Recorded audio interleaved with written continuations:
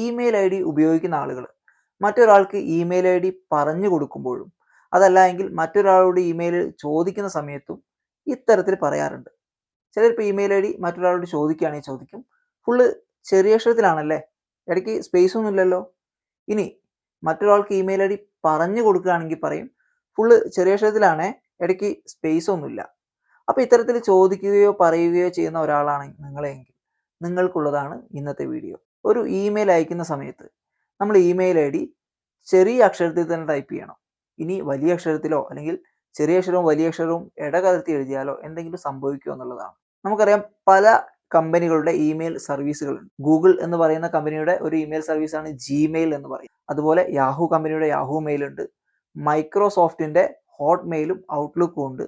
പിന്നെ റെഡിഫ് മെയിൽ എന്ന് പറയുന്ന വേറൊരു മെയിൽ സർവീസ് ഉണ്ട്. ഇങ്ങനെ പലതരത്തിലുള്ള ഇമെയിൽ സർവീസുകളുണ്ട്. അപ്പോൾ നമ്മുടെ നാട്ടിലൊക്കെ ഏറ്റവും കൂടുതൽ ആളുകൾ ഉപയോഗിക്കുന്നത് ജിമെയിൽ തന്നെയാണ്. ഗൂഗിളിന്റെ ജിമെയിൽ എന്ന് പറയുന്ന ഇമെയിൽ സർവീസാണ് ഉപയോഗിക്കുന്നത്. പലപ്പോഴും ഒരു പാൻ കാർഡിനോ ഒരു പാസ്പോർട്ടിനോ അല്ലെങ്കിൽ മറ്റേതെങ്കിലും ഒരു അപേക്ഷ കൊടുത്തു കഴിഞ്ഞാൽ അതിൽ വരുന്ന ഇമെയിൽ എന്ന് പറയുന്നത് വലിയ അക്ഷരത്തിലായിരിക്കും. അപ്പോൾ അങ്ങനെ എന്തെങ്കിലും അപേക്ഷ കൊടുത്ത് ഇമെയിൽ ഐ ഡി ആ ഫോമിൽ വലിയ അക്ഷരത്തിൽ കാണുമ്പോൾ പലർക്കും ഒരു സംശയമാണ്, അയ്യോ ഇത് വലിയ അക്ഷരമായല്ലോ, ഇത് ചെറിയ അക്ഷരത്തിലല്ലേ വേണ്ടത്, തെറ്റിപ്പോയല്ലോ എന്നുള്ള പല സംശയവും പല ആളുകൾക്കും ഉണ്ട്. അപ്പോൾ നമ്മുടെ ഇമെയിലിനെ സംബന്ധിച്ച് പറയുകയാണെങ്കിൽ നമ്മുടെ ഇമെയിൽ കേസ് സെൻസിറ്റീവ് അല്ല എന്നാണ് പറയുക. അതായത് നമ്മൾ വലിയ അക്ഷരത്തിൽ എഴുതിയാലും ചെറിയ അക്ഷരത്തിൽ എഴുതിയാലും വലിയ അക്ഷരവും ചെറിയ അക്ഷരവും ഇടകലർത്തി എഴുതിയാലും എല്ലാം ഒരുപോലെയാണ്. നമ്മൾ ഇമെയിലിന്റെ സ്പെല്ലിങ് കൃത്യമായ രീതിയിൽ തന്നെ കൊടുക്കണം എന്ന് മാത്രമേ ഉള്ളൂ. അതുപോലെ തന്നെ നമ്മളൊരു ഇമെയിൽ ഐ ഡി ക്രിയേറ്റ് ചെയ്യുന്ന സമയത്ത് നമുക്ക് ആ ഇമെയിൽ ഐ ഡിയുടെ ഇടയ്ക്ക് സ്പേസ് ഇടാൻ സാധിക്കില്ല. അപ്പോൾ നമ്മൾ പ്രത്യേകിച്ച് സ്പേസ് ഉണ്ടോ അല്ലെങ്കിൽ സ്പേസ് ഇല്ലേ എന്നൊന്നും പറയേണ്ട അല്ലെങ്കിൽ ചോദിക്കേണ്ട കാര്യമില്ല. ഇപ്പോൾ നമ്മൾ ജിമെയിലാണ് ഉപയോഗിക്കുന്നതെങ്കിൽ നമ്മൾ ആൻഡ്രോയിഡ് ഫോണിലാണ് ഈ ജിമെയിലിൻ്റെ ആപ്പ് ഉണ്ട്. ഇനിയിപ്പോൾ സിസ്റ്റം ഉപയോഗിക്കുന്ന ആളുകളാണ് ഈ ജിമെയിലിൻ്റെ വെബ്സൈറ്റ് വഴിയും ചെയ്യും. അപ്പം നമുക്ക് വേണമെങ്കിൽ നമ്മുടെ സ്വന്തം മെയിൽ ഐ ഡിയിലേക്ക് തന്നെ ഇത്തരത്തിൽ വലിയ അക്ഷരത്തിലോ അല്ലെങ്കിൽ വലിയ അക്ഷരവും ചെറിയ അക്ഷരവും മിക്സ് ചെയ്തിട്ടൊക്കെ നിങ്ങൾക്ക് ഇമെയിൽ അയച്ചു നോക്കാം.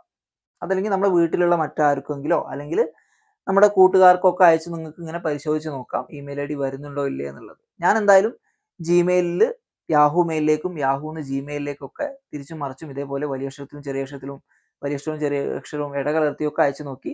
കൃത്യമായിട്ട് മെയിൽ പോകുന്നതുകൊണ്ട് അയക്കുന്ന സ്ഥലത്ത് കിട്ടുന്നുണ്ട്. പിന്നെയുള്ള ഒരു കാര്യം എന്ന് പറയുന്നത്, ഈ ഇമെയിൽ ഐ ഡിക്ക് നമ്മൾ കൊടുക്കുന്ന പാസ്വേഡ് അത് കേസ് സെൻസിറ്റീവ് ആണ് കേട്ടോ.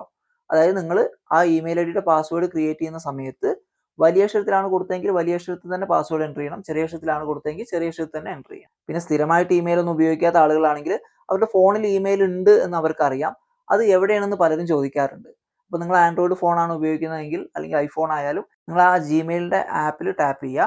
അതിനുശേഷം ആ ജിമെയിലിൻ്റെ ഒരു പ്രൊഫൈൽ പിക്ചർ കാണാം. അവിടെ നിങ്ങളൊന്നും കൂടി ടാപ്പ് ചെയ്ത് കഴിഞ്ഞാൽ നിങ്ങൾക്ക് ഇത്തരത്തിൽ ഇമെയിൽ ഐ ഡി അവിടെ കാണാൻ വേണ്ടി സാധിക്കും. നമ്മൾ ഭൂരിഭാഗം സ്ഥലത്ത്